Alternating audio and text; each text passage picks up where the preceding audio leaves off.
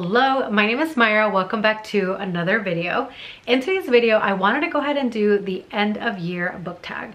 I ideally wanted to do this back in November and I wanted to post it, but time got away from me. I didn't have any time to film and edit and post, and so we are getting to it now. But I still think that anything can happen in like these next 3-ish weeks, which is kind of overachieving just because it's December, but we're gonna try our best. So let's go ahead and jump into the questions. So question number 1 is, are there any books you've started this year that you need to finish? Yes, there are a few books that I am almost done with that I have not finished, and it's kind of ridiculous. I do though want to make a vlog about that and see which ones I get to finish, because these are books that I'm literally like 70-80% through. Some of them I'm like 86%, like I'm almost done. So I want to try and see how many I finish. One of them though that I can show you that I have off the top of my head is Kiss of the Basilisk. Book number 2 I think just came out, and so I mean literally like look at how much I have left. Like yes, it is a lot of pages, but this is actually like a really quick read. Like you can really go through it pretty fast, although the font does look kind of small. But I have like 200 pages left and I just feel like I can finish it. I will hopefully be finishing this and you will find out if I do in that vlog. The next question is, do you have an autumnal book or autumnal book? I don't know how you say that word. It's my Mexican accent, whatever, I can't. Book to transition you to the end of the year. Honestly, throughout this time and even like already starting in November, I love reading holiday romances, Christmas romances, etc. But there is a book that I feel kind of just screams fall, and also I feel like a lot of people have said really good things about it, and I feel like it would be the perfect thing to read this month, and that is If It Makes You Happy by Julie Olivia. So this book, again, I think it has a single dad. It's a next door neighbor, small town romance. That's all I really know about it. I just know that people that have read this book have absolutely loved it. I think it's also really highly rated. Not that that should matter. I'm just saying that this is a book that a lot of people seem to really love. So I feel like this would be the perfect book to kind of read at this point. And I mean, again, the colors, the cover, screams fall. Question number 3, is there still a new release you are waiting for? Absolutely yes, and it's actually coming out in a few days, and that would be Let's Pretend by E. Salvador.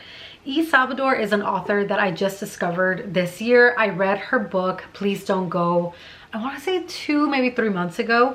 That is a very heavy book. Definitely check your triggers. It deals a lot with mental health issues and trauma and stuff like that. So it's a very, very heavy book, but it's also such a beautiful book at the same time. But again, you have to be in a good headspace to read that book. This book, I don't really know much about it. I did read the blurb, but to me it's more like E. Salvador, and it's supposed to be like a holiday romance, I believe. I'm there. Like I'm already there. And actually, let me check her Instagram really quick, because she does have a few things of like what the book is about. So for the MMC, okay, British accent, boy obsessed, trust fund kid, loves to spoil his fake girlfriend. So I think it's fake dating. College hockey player, 6'4", 21, which is pretty young. Like I kind of like older, you know, characters, but that's fine. Half Brazilian, half British. That sounds like an amazing combination. And then our FMC, she wants to go to culinary school. She's mildly grumpy, same. Loves baking. Her parents want her to be a lawyer. She's a broke college student. She's 5'4", 21, and is Mexican American, which, so am I. I am not 5'4", I'm 5'2", but still. I do see that the release date is December 9th, so there you go. Question number 4, what 3 books do you want to read before the end of the year? Only 3. Only 3. Let me show you guys like some of the books that were on like my 10 before the end. So actually, okay, this is book number 2 of the Gods and Monsters series by Amber V. Nicole. I did read Book of Azrael. Technically, Book of Azrael was on my 10 before the end, but after finishing that book, how could I not want to dive into this one? Realistically though, I mean, look, it's like 700 pages, I think. Probably will not get to it in December, especially if I want to read other books and squeeze in holiday novellas plus holiday shopping, etc., etc. And then these other ones are also on my 10 before the end. You have our Vicious Oaths by Nia Davenport. This is actually a standalone fantasy romance, which I feel like is unheard of. You do not hear of standalone fantasy? No, never. So I am very, very curious to read this book. Nothing but great things is what I've heard. And I definitely want to read it, and I hope I do, but we'll see. And then another one too, Shadowed Obsession by Evelyn Leigh. Heard nothing but great things. I know this is a dark romance. She, I think, has a stalker. Yep, she does have a stalker, but she's also like a badass, and I don't know, I really, really want to read this book. Another one too, Cynthia Rodriguez, Love Fool. I read Lovesick, loved it. They were totally unhinged. I mean, they met at a psych ward, okay? They had reasons to be there. It was crazy, but this one, I want to read it. And look at the back. Blood spilled is blood owed. I don't. And then just look at where his hand is. Definitely want to read it. And then again, I already mentioned the Gods and Monsters series, which is The Throne of Broken Gods, which is book 2, and then also Cyrus by A.E. Cosby. She did warn me this book was going to destroy me. I want to be destroyed. Will I read it this December? We'll find out. We'll find out when I do my wrap up for the month. Is there a book you think could still shock you and become your favorite book of the year?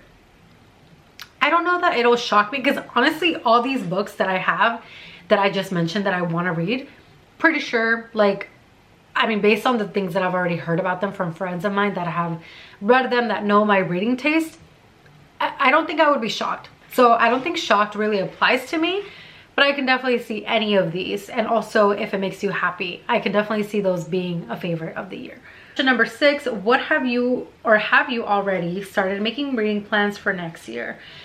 1000%. I have reading plans that involve me expanding what I read. So I do want to talk about that in a separate video. I want to talk about like my new reading journal and my reading goals and stuff like that. But I definitely have. One of the biggest things is that I want to expand the genres that I'm reading. I primarily read romance, whether that is romantasy or contemporary, romance, sports romance, mafia romance, dark romance, etc. But it's very romance heavy, which nothing wrong with it. But I also want to get into other books. I did read a thriller, or I think a couple thrillers this year. I read some the year before. So I definitely want to read more like thrillers.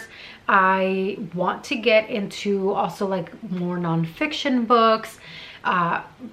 Definitely expand and discover even more authors that also look like me, which again, I am Mexican American, I am a Latina, proud Latina, so I definitely want to continue discovering even more amazing Latin authors, but not just Latin authors, like every single shape, size, flavor, and color and everything. So I definitely want to expand that, and those are just some of the ones that I feel like I did a really good job of this year, but I want to do even better next year. Reading goals, like as far as like a number, to me, the number doesn't really matter. And I think at some point you do kind of get stuck a little bit in like, oh, I'm not reading as much, or other people are reading way more than me. At the end of the day, it doesn't matter. People have different hobbies. People have different things that they want to do. And for me, reading is not my only hobby. It is my main hobby. I do read a lot, especially considering other people in my life that don't read at all. But by choice, they know how to read. They choose not to. But I also like other things. I love working out. I like exploring and being out and about. And so sometimes, yeah, that means that I don't read 30 books in a month, and that's okay. As it's just part of what it is. So it's more expanding like the books that I'm reading. I would love to read a more like fantasy heavy book, like not a romantasy, a fantasy, even if there is a romance subplot, and even if there isn't, that's fine. I definitely want to get into, I want to read more dystopian books, more sci-fi books. Like I really just want to expand what I'm reading. So that's my main goal. And again, I will make a separate video with like my 2026 reading journal and my goals and everything. I'm going to show you my layout. I've already been working on it. I'm so excited. But anyway, let me know what books you're planning on reading. Let me know if you think I'll get to read these and which ones you think I'll actually get to. I won't be offended. Honestly, we're all trying our best at this point. But yeah, I don't know. Let me know if you have any reading goals. Let me know if there are books that you suggest, especially since I am trying to jump into other genres. Please let me know. But yeah, thank you so much for taking the time to watch this video, and I will see you all in the next one. Bye.